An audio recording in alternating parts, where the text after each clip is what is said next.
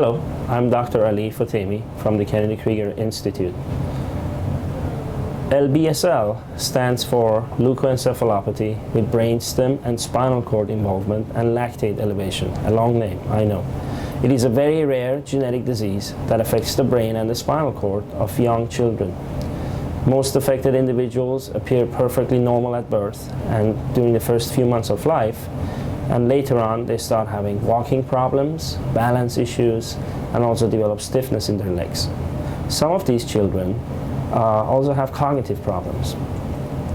The disease gets worse slowly over time, and over the course of years these patients become more and more disabled, and ultimately many of these individuals end up in a wheelchair.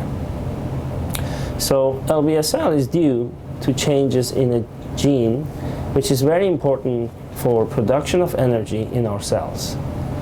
In each cell in our body we have little factories that we call mitochondria, and these produce energy, and these factories are exactly the little things that are affected and don't function well in this disease, LBSL.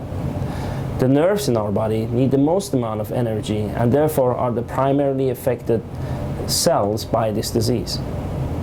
So with the support of the families with LBSL, we have now started a new research program here at the Kennedy Krieger Institute in the laboratory since the beginning of 2016. We are studying animal models and also cell culture systems in the Petri dish to try to understand how can we correct these energy factories in LBSL that are not functioning well. Specifically, we're working with a group of chemical engineers designing nano-sized, meaning very, very small-sized transporters that can carry drugs specifically to the brain and the spinal cord, to the affected cells, into these factories.